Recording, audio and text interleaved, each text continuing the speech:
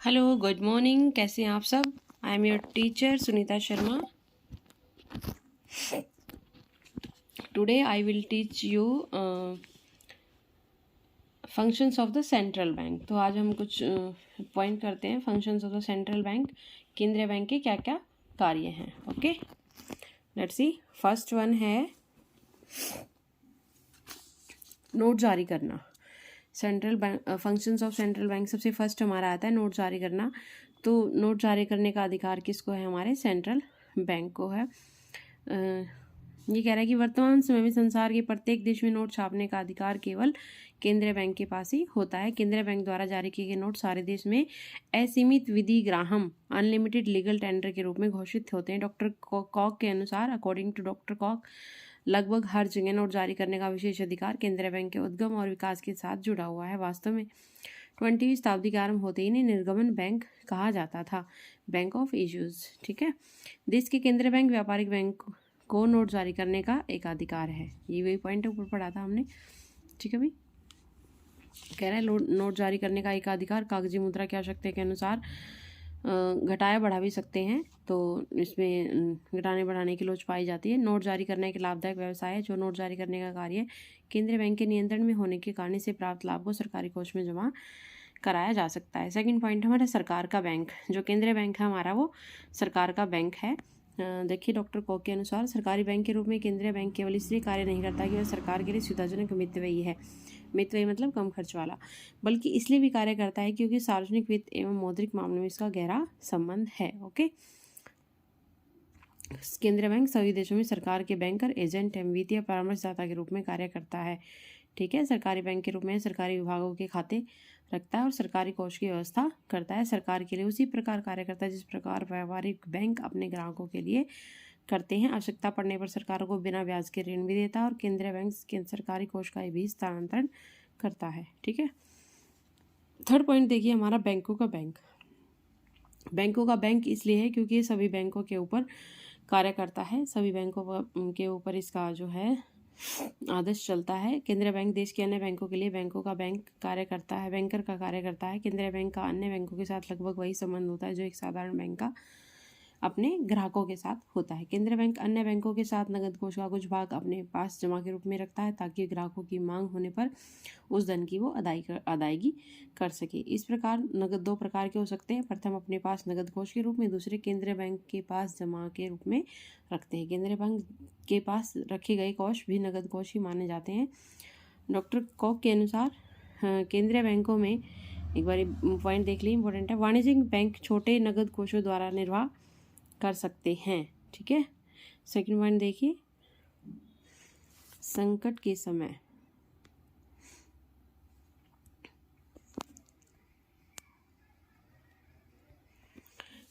समय बैंकों को वित्तीय सहायता प्राप्त होती है। केंद्रीय बैंक देश की बैंकिंग प्रणाली पर नियंत्रण रखने का अवसर प्राप्त होता है। तो केंद्रीय बैंक के पास ये सारी चीज़ इम्पोर्टेंट होती है भाई। ये वाणिज्यिक बैंक यानी कि छोटे बैंक नगद कोषों का निर्वाह कर सकते हैं और वित्तीय सहायता प्रदान करता है और हमारा बैंकिंग प्रणाली पर नियंत्रण रखने का इसका महत्वपूर्ण कार्य है। तो 3 पॉइंट ये हो गए, सरकार का बैंक, नोट जारी करना और बैंकों का बैंक। नेक्स्ट पॉइंट देखिए आप। नेक्स्ट पॉइंट में है हमारा बैंकों का निरीक्षण।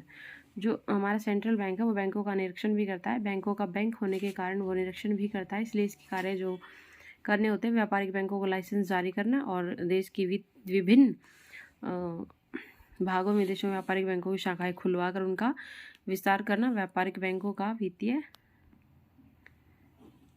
मर्जर और बैंकों का परिसीमापन करना। ठीक है, नेक्स्ट पॉइंट है अंतिम ऋणदाता, lender of the last resort.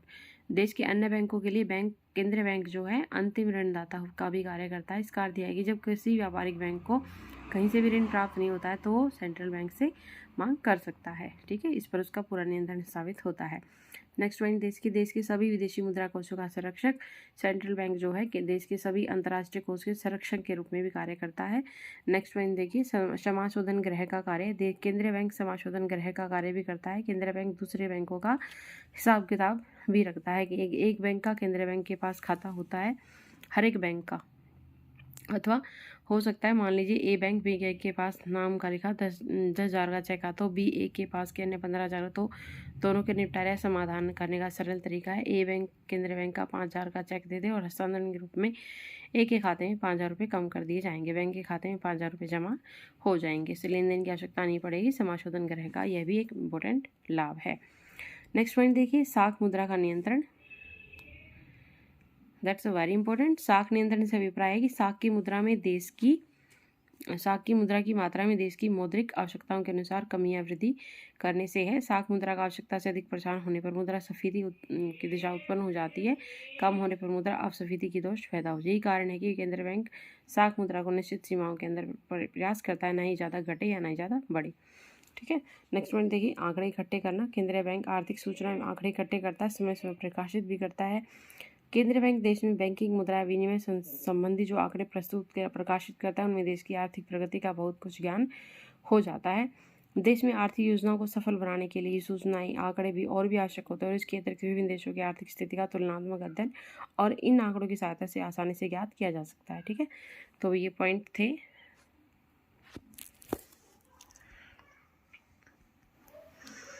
अब देखिए, ये बैंकों का निरीक्षण, अंतिम ऋणदाता, देश की विदेशी मुद्रा कोष का संरक्षण, समाशोधन ग्रह का कार्य और साख मुद्रा का नियंत्रण, आंकड़े इकट्ठे करना।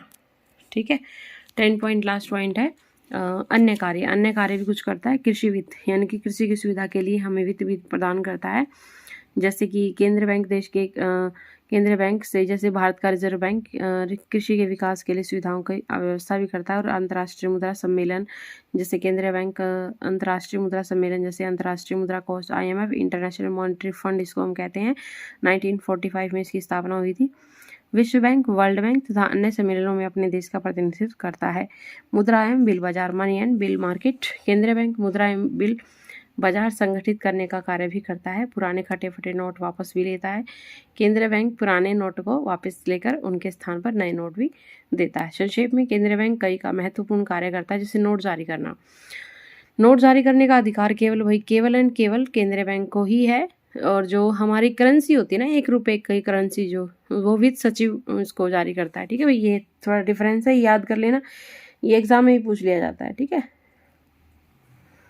कि वो कौन जारी करता है, सिक्के कौन जारी करता है, वित्त सचिव जारी करता है। और नोट जारी करने का अधिकार केवल केंद्रीय बैंक को है।